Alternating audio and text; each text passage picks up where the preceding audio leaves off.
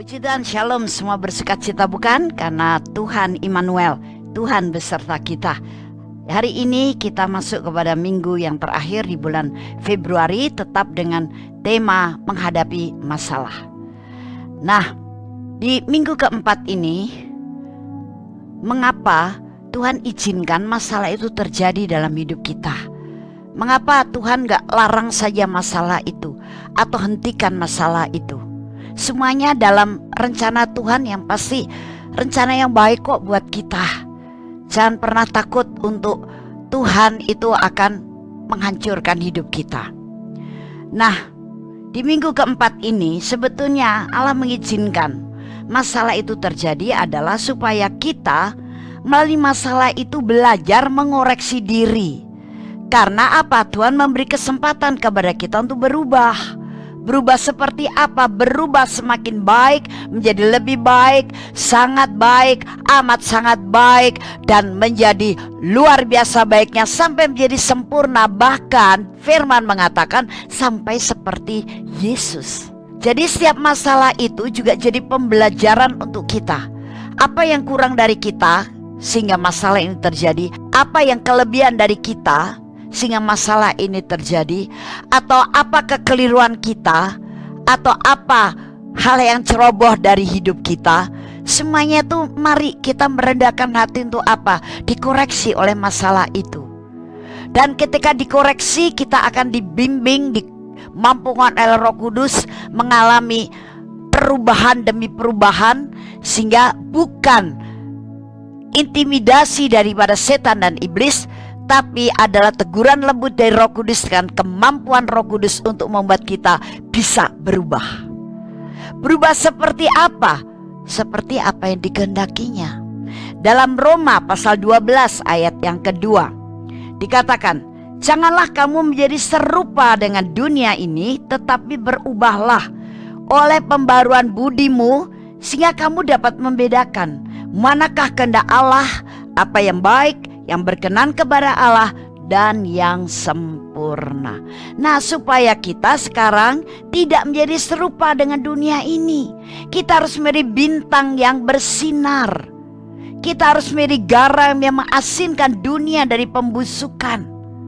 Kita harus menjadi terang benderang, bukan terang yang ada bintik-bintik hitamnya atau terang yang temaram, tapi terang yang bersinar.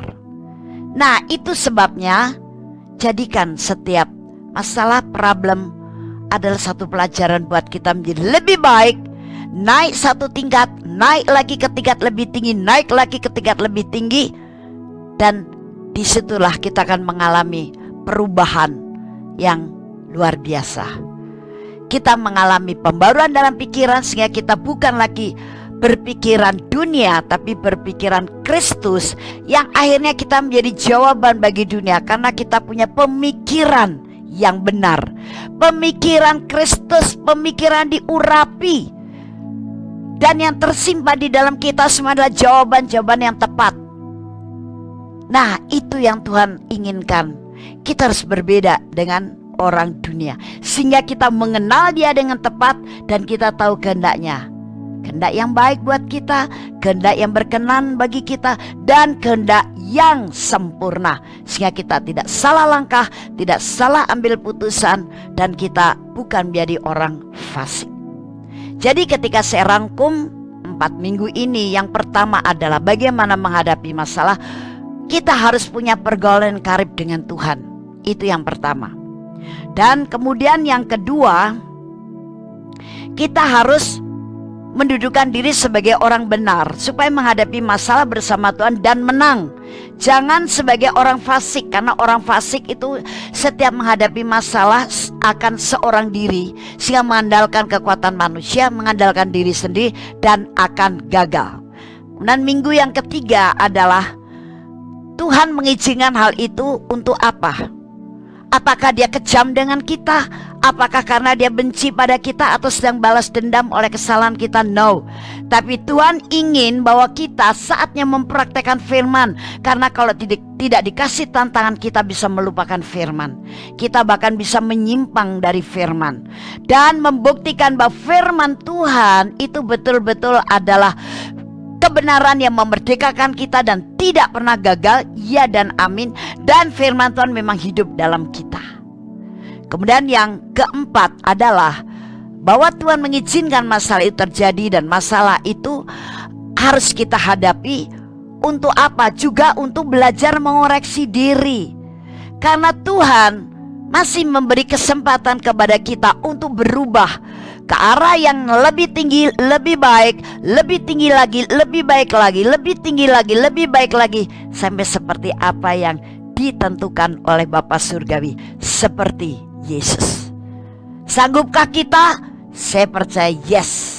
Ketika kita menyandarkan iman kita, hati kita dalam menjalankan seluruh kunci kebenaran ini kepada Dia, Sang Penebus, dan Roh Kudus serta firman-Nya yang menjadi perisai dan menjadi tuntunan kita. Puji Tuhan. Tuhan Yesus memberkati. Kita akan bertemu pada bulan depan. Tapi sebelum saya akhiri, saya akan berdoa untuk semuanya.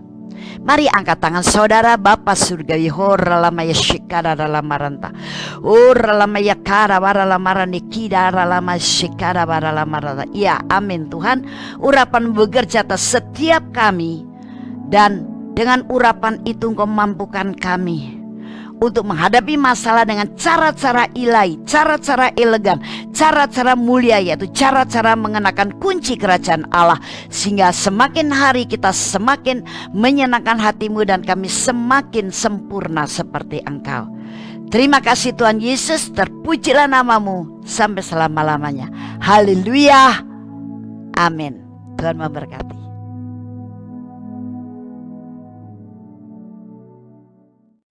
Shalom. Terima kasih Anda telah menyaksikan seri kebenaran firman Tuhan yang akan selalu kami unggah setiap minggunya di channel Hope SCC TV. Saya percaya setiap kebenaran firman Tuhan ini akan membangun dan akan memberkati saudara. Itu sebabnya jangan lupa untuk like dan subscribe supaya Anda tidak ketinggalan untuk seri selanjutnya. Terima kasih dan Tuhan Yesus memberkati.